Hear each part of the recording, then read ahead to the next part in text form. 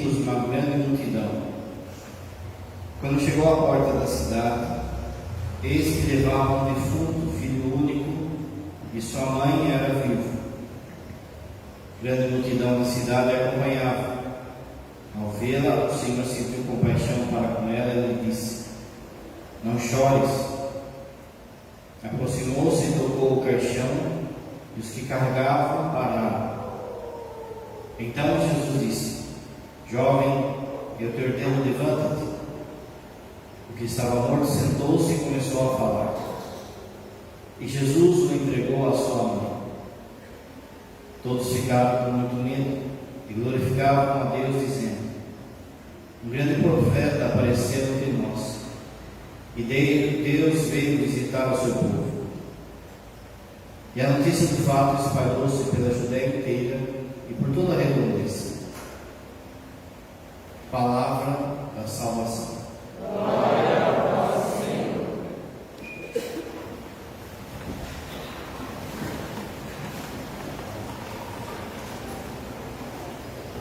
Queridos irmãos e irmãs, nós vemos hoje no Evangelho uma mãe que chora o seu filho morto. Providência quis que esse Evangelho caísse nesse dia dedicado a Nossa Senhora de Nazaré, que chorou e chora por tantos dos seus filhos mortos, e também por todas as mães que choram também pelos seus filhos mortos na fé. Hoje, então, dia Nossa Senhora da Nazaré, como você sabe, ela apareceu no século XIX na França, um período muito difícil na França, que é acabado de acontecer a Revolução Francesa, que massacrou a igreja. Depois veio Napoleão, que perseguiu a igreja.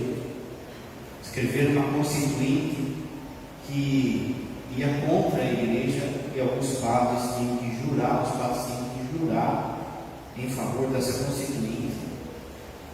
Muitos padres então foram mortos, perseguidos, e alguns apostataram a fé. Alguns de fato foram e juramentaram nessa constituinte. Era um período de muita confusão, era um período também de uma heresia chamada jansenismo, que era uma heresia que falava assim que ninguém era digno, por exemplo, de se aproximar da Eucaristia ou dos sacramentos. E por conta disso, muita gente entrava na preguiça espiritual. Por vezes o padre celebrava a missa uma vez na vida. Outros comungavam, outras pessoas, leigos também comungavam uma vez na vida só.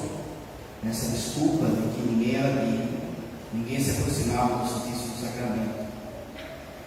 De forma que houve o esfriamento da fé na França, e que esses frutos ruins a França colhe até agora. Deus suscitou vários santos, São Luís Maria de Montfort, São Vicente de Paulo, entre tantos. E em 1851, a Virgem Maria aparece a duas crianças, uma de 15 e outra de 11 anos, uma chamava Melena e Maxine. Essas duas crianças, então, elas, crianças simples, veem a Virgem Maria, que aparece luminosa, bonita, mas chorando. Se senta e chora. Chora pelos pecados da França, pelos pecados do mundo, pelos pecados dos padres. Chora por aquilo que a humanidade vai abraçar, aquilo que a humanidade vai ofender a Deus. Ela, de modo profético, diz às crianças o quanto que os homens têm machucado o seu coração, machucado o coração de Deus e, por consequência, o coração dela. E faz várias profecias. O padre pegou um parágrafo de uma profecia. Ela diz assim: primeiro, ela chora por conta daquilo que estava ofendendo a primeira tábua da lei. Os 10 mandamentos estão divididos em 2 tábuas. Essas tábuas da lei, elas não estão divididas entre 5 mandamentos e 5 mandamentos, não. De um lado da lei, das tábuas da lei, 10 mandamentos, de um lado tem os 3 primeiros mandamentos, que ofendem a Deus. E os outros 7 mandamentos são em relação ao próximo. Então, Nossa Senhora aparece dizendo que se ofende a primeira tábua da lei, ou seja, os 3 mandamentos, que são diretamente ligados a Deus. Amar a Deus sobre todas as coisas, não tomar seu santo nome em vão, e a questão do domingo, ela vai ser clara em falar a questão dos católicos que não vão na missa, que não tem um horário no final de semana para participar da missa. Esse, antes de tudo, foi o grande motivo da lágrima do céu, a ofensa a Deus, e por consequência, daí sim ao próximo. Mas ela nomeia esses 3 mandamentos: amar a Deus sobre todas as coisas, o brincar com o nome de Deus e a ausência do povo na missa, ou a falsa devoção também do povo na missa. A Virgem Maria, então, ela profetiza que não se verá coisa senão no mundo, senão homicídios, ódio, inveja, mentira e discórdia. Olha aí. Se não é isso que a gente já vive: ódio, homicídio, inveja, mentira, discórdia, sem amor pela pátria. Você sabe que o amor pela pátria, ele está no 4º mandamento. Ele tem a ver com honrar a autoridade. E sem amor pela família. Olha o que virou o ser de hoje. Olha como Nossa Senhora estava profetizando 150 anos aquilo que a gente ia viver hoje. Os governantes civis terão todos o mesmo objetivo. Olha se não é o que a gente está vivendo hoje. Os governantes civis terão todos o mesmo objetivo, que consistirá em abolir e fazer desaparecer todo o princípio religioso. Meus irmãos, essa história de que o Estado é laico, é laico, não sei o que, tudo isso é fruto da maçonaria, fruto da Revolução Francesa e fruto dessa confusão religiosa que a gente tem. Essa desculpa de que o Estado é laico, no fundo, é uma desculpa para que as leis de Deus não sejam regentes no país. E você está vendo essa questão do aborto, é o que está acontecendo. Se a igreja ela desapou no aborto, ela é contra o aborto, nós aqui não, somos laicos, ninguém manda de nós, nem Deus. Então, se a gente quiser aprovar o aborto por uma martelada, a gente vai aprovar. Malditos.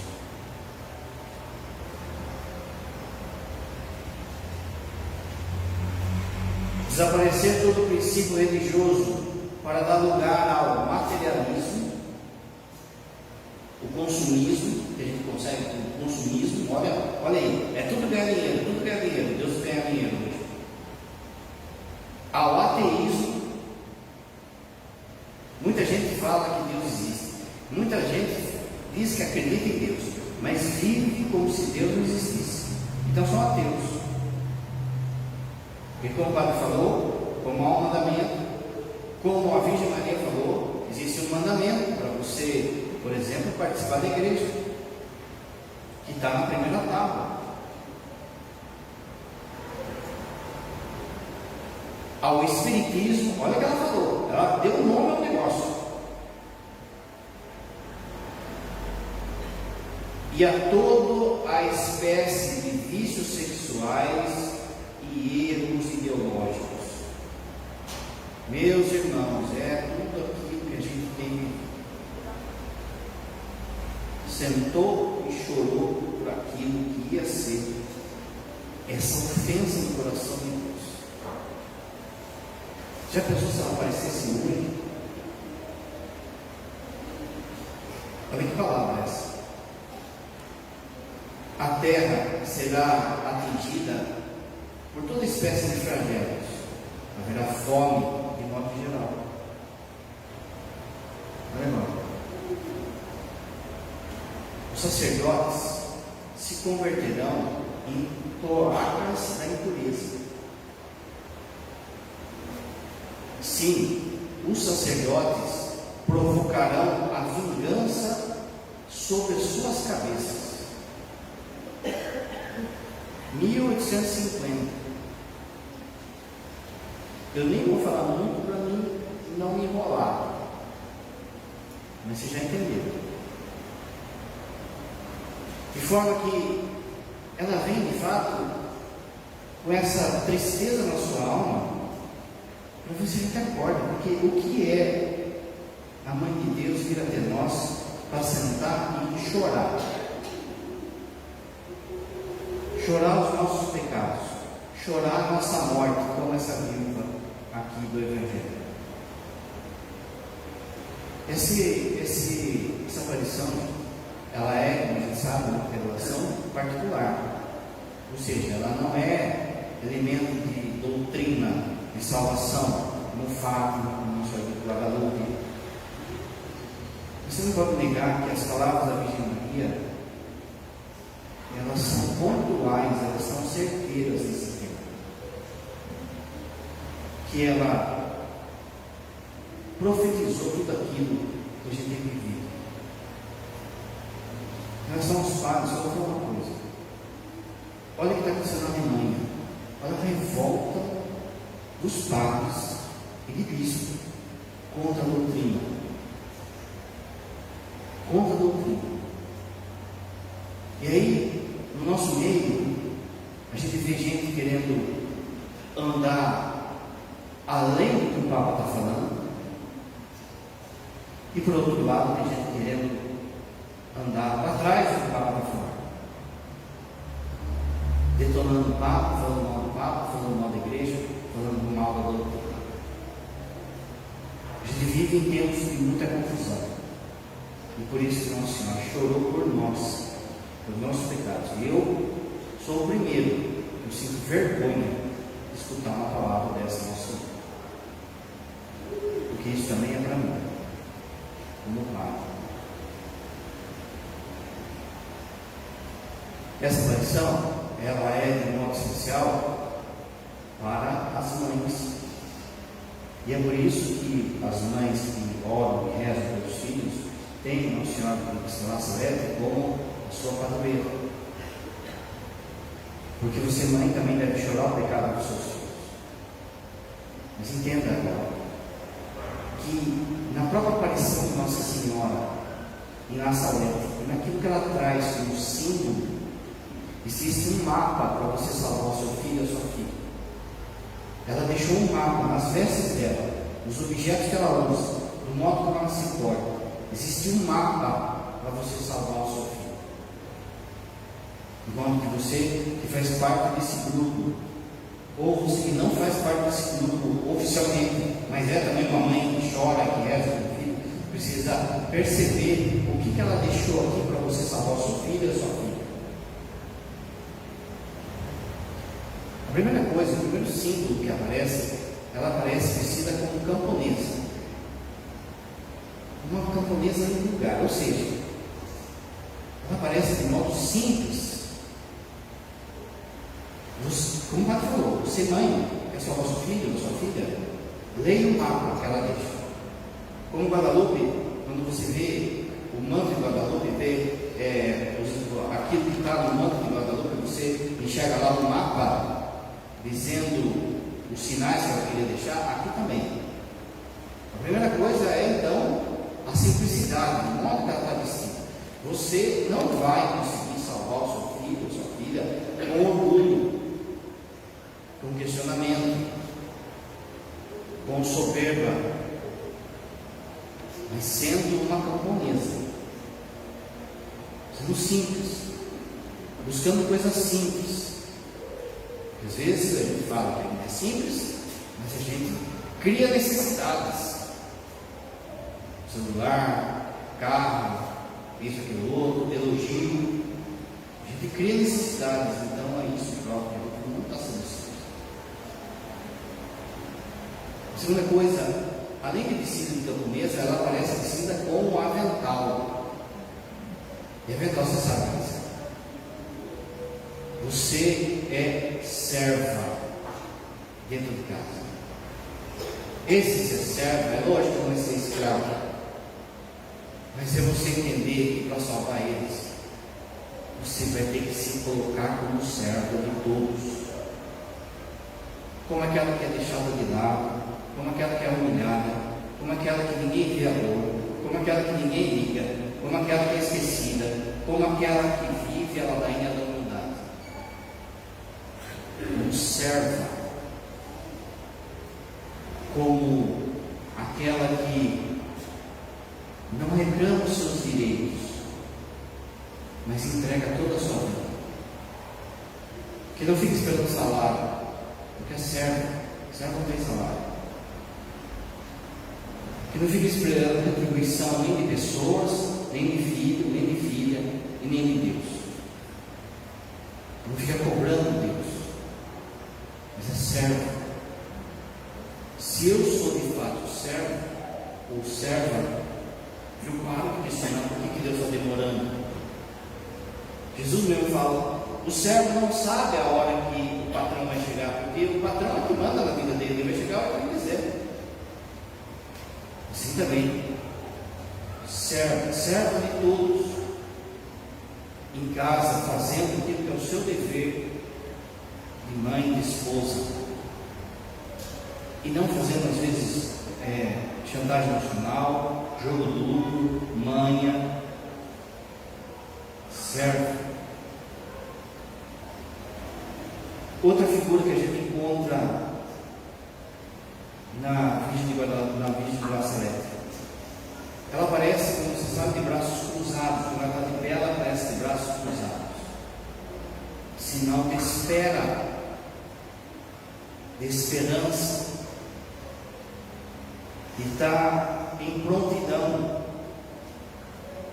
Não é sinal de lamúria, não é sinal de desespero, sinal de espera, pronta de fato a agir, pronta de fato a receber a graça, pronta, ela está esperando, ela não está questionando. A gente vê no mapa de Nossa Senhora, na roupa dela, correntes. Essas correntes, você sabe, essas correntes representam o pecado. Mas aqui, olha só, presta atenção. Aqui são os nossos pecados, e o pecado seu de mãe. Essa corrente representa os pecados seu de mãe. Porque não adianta querer a santidade da minha filha, do meu filho, se eu ainda não tenho santificado, se eu ainda estou acorrentando a mãe do céu, se eu ainda não busco a santidade, estou pedindo a santidade dele, pedindo a santidade dela, mas eu mesmo não. A santidade de vida é capaz de fato de mudá-los. Por isso, enquanto a gente não entender isso, que antes de tudo eu preciso ser santo, eu preciso ser santo, as correntes estão sobre Nossa Senhora. As minhas correntes, para de olhar para o filho, para de olhar para o marido, para de olhar para a filha, e olha para você, mãe, e converta-se, e se santifique. Padre, mas eu já venho na igreja. Padre, mas eu já rezo. Padre, sua filha está aqui? Sua filha está aqui? Então você não está santo só assim.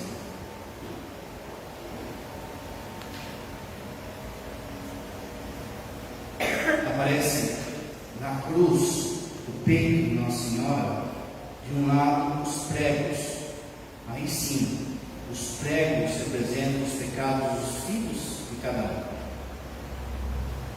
O quanto que cada pecado dos seus filhos, das suas filhas, atinge Jesus.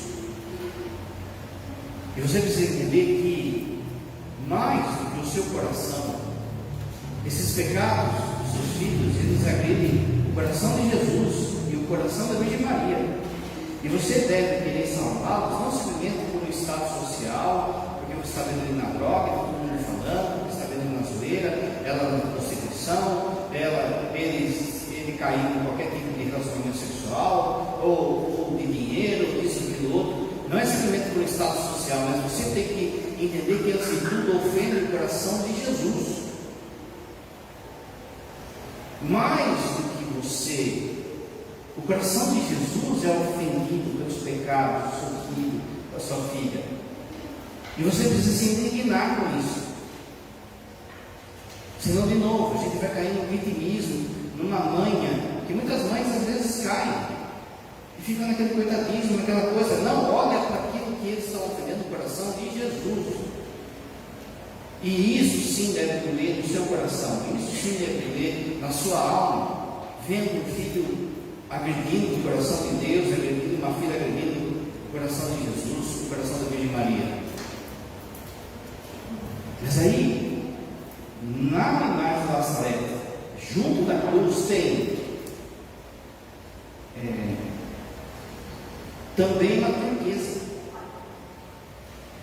A turquesa representa então toda a capacidade sua de tirar esses pregos do coração de Jesus, de tirar aquilo que o seu filho, a sua filha tem ofendido no coração de Jesus.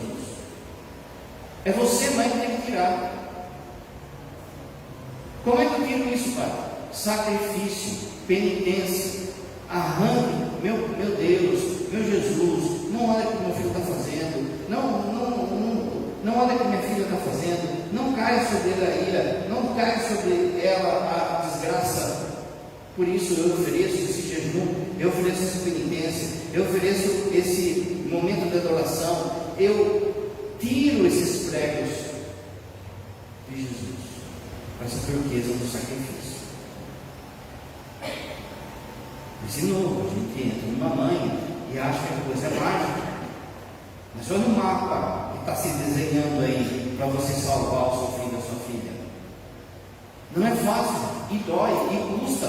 E é por isso que, além da sua santidade, das suas mentes, você precisa também pedir perdão por eles.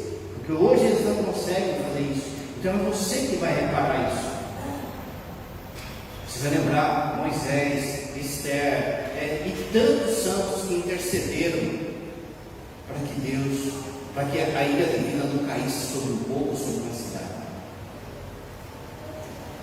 Jesus aparece na Santa Faustina e fala assim: um santo salva uma cidade.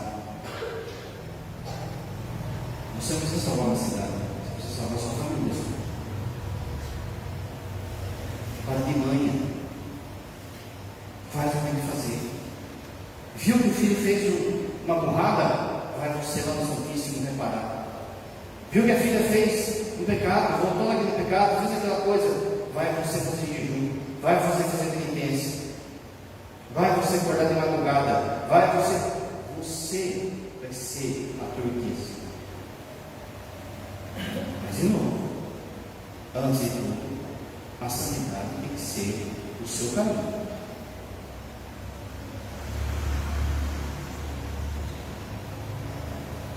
Nossa Senhora, ela chorava, e aí conforme ela chorava, suas lágrimas caíam na cruz, e aí na cruz as lágrimas sumiram.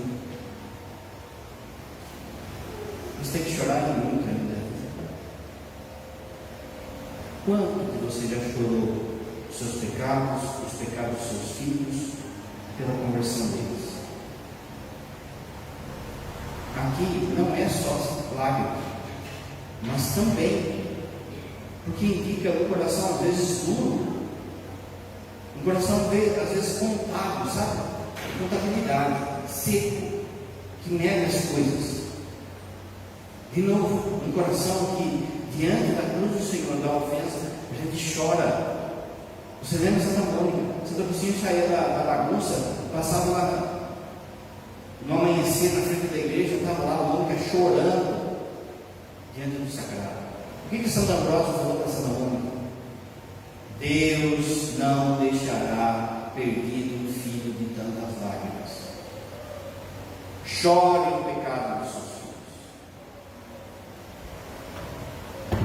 Chore do modo certo. Chore de novo para consolar o coração de Jesus, da Virgem Maria. Chore em reparação aos pecados que estão sendo feitos. não é um choro de desespero, não é um choro de arrogância, não é um choro de questionamento. É o mesmo choro que a Virgem Maria teve aos pés da cruz.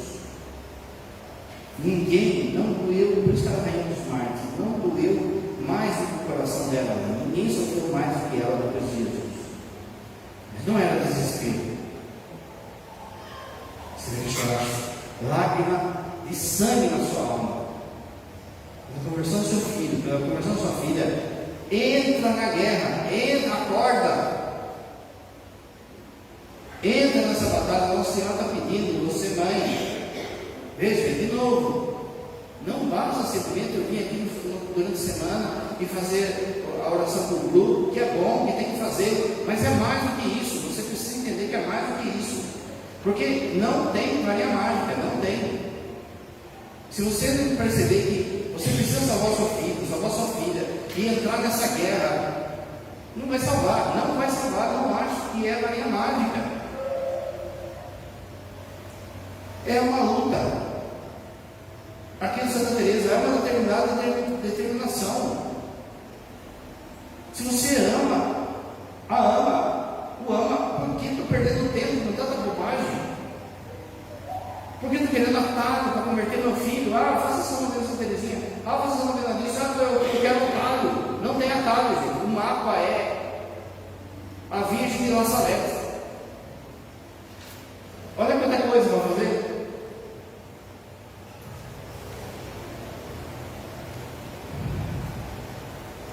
Além das correntes, você sabe que ela está rodeada de rosas. E rosa não é o quê? Rosário. Para de mãe, você sabe o que tem que fazer. Repara que no corpo de Nossa Senhora de pé em Nazaré, tem rosas que circundam o pé, tem rosas que circundam a cintura, os ombros e a cabeça. Rosário, os pés, mistérios gozosos. Maria caminha até a casa de Santa Isabel.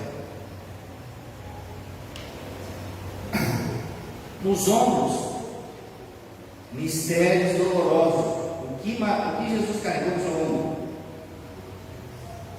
A cabeça, mistério, junto com a coroa, gloriosos. Depois você percebeu, olha só como Deus é. O Papa João Paulo II instituiu os mistérios luminosos. E não é que Maria tem em volta do seu ventre também um cordão de rosas para simbolizar a caminhada de Jesus, a vida pública de Jesus? Para que manhã, no queratário, reza o rosário, reza o terço pelo menos, mas você tem que ir assim, começa o terço pensando no rosário. Eu tenho que chegar no rosário. Quer salvar seu filho? Quer salvar sua filha? Não faça pela metade. Faz o que tem que fazer. Faz o que tem que fazer. Não fica dando mínimo para Deus. Faz o que tem que fazer. De novo, a cabeça dele, dela, o coração dele, dela, está lá no mundo, está nas coisas do mundo.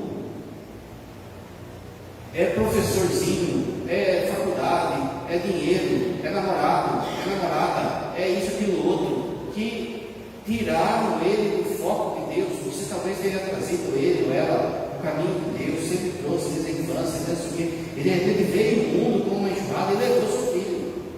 E você não pode, ou sua filha, você não pode ficar deitado no berço para ele. Faz o que tem que fazer.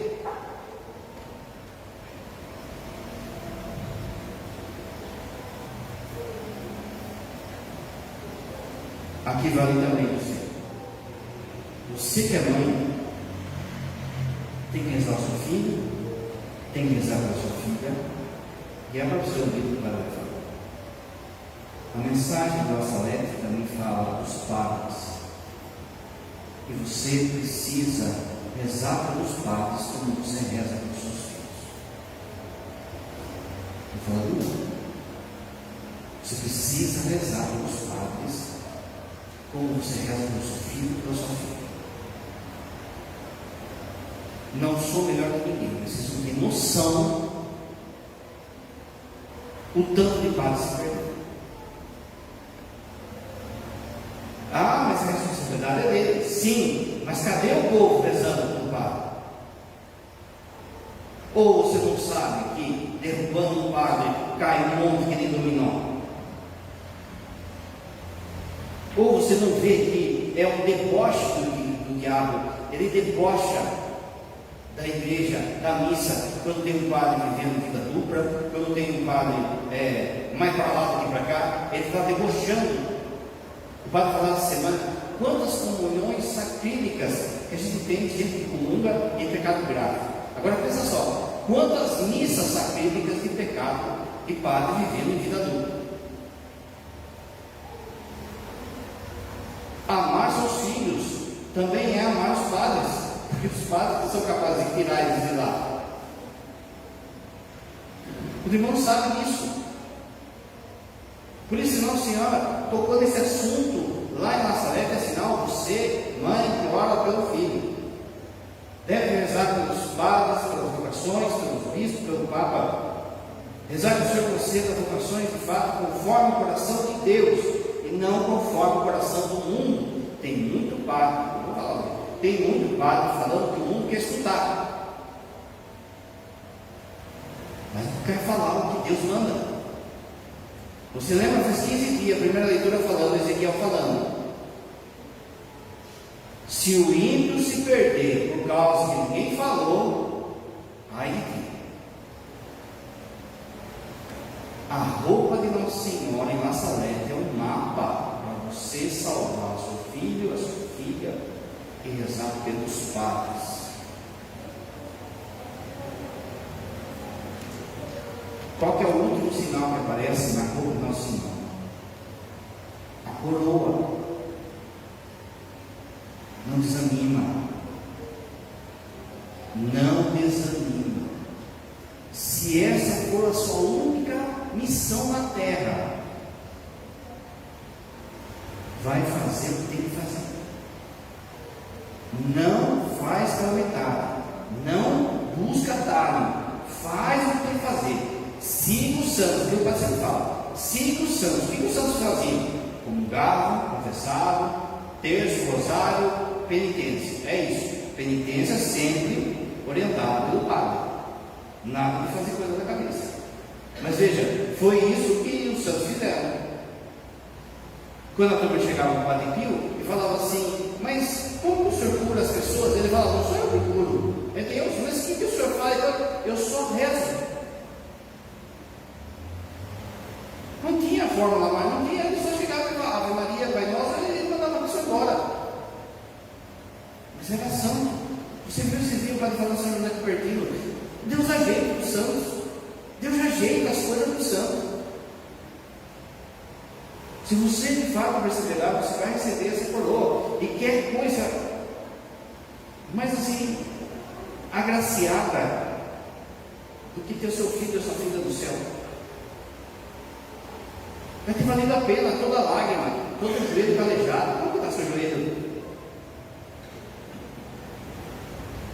Dizia o Padre Tadeu, uma amiga dele, pensa na mulher de oração. O joelho dela está quadrado de rezar pela filha. Como está seu joelho? Como é que está seu sono? Está com sono em dia? Porque o padre sempre fala, sabe? Um padre tem que estar cansado. Tem que estar cansado. O padre tem que estar cansado. Porque atende e vai rezar, e celebra a missa, e vai atender, e estuda, e não sei o que, não sei o que. Não dá tempo. Tem dia, eu já falei, não é por médico. Tem dia a gente vai dormir 1h, 1h30 da manhã. E de manhã já tem que estar cedo, 6h30, 7 horas, já tem que estar de pé, já rezando, já tem que estar pá. E aonde a gente encosta, pode ver, aonde a gente encosta, a gente já está cochilando.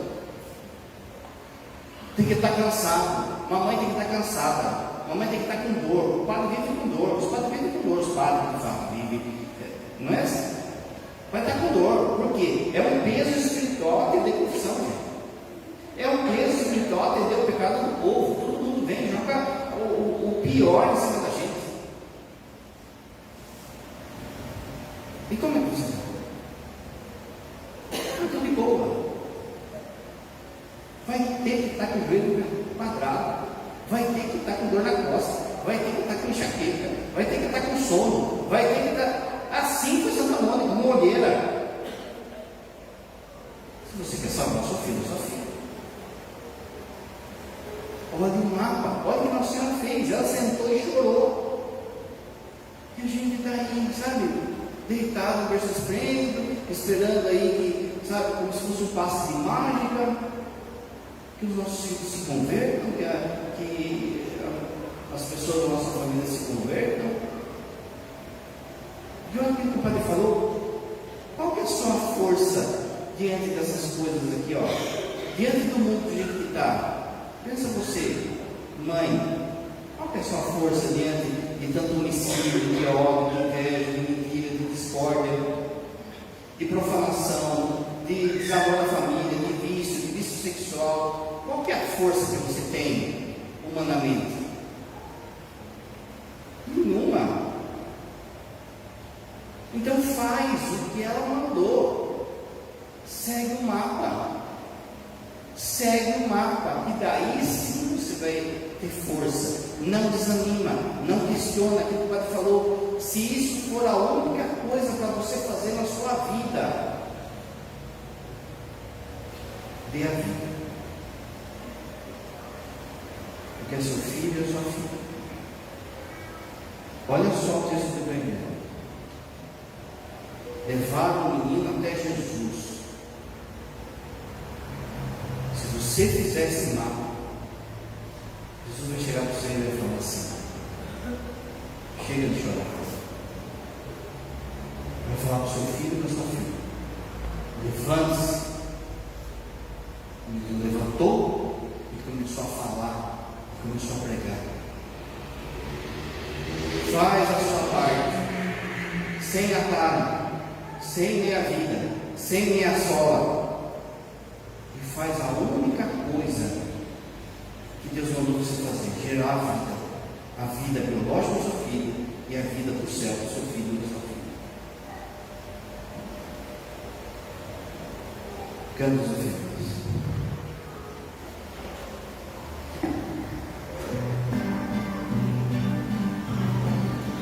Coração para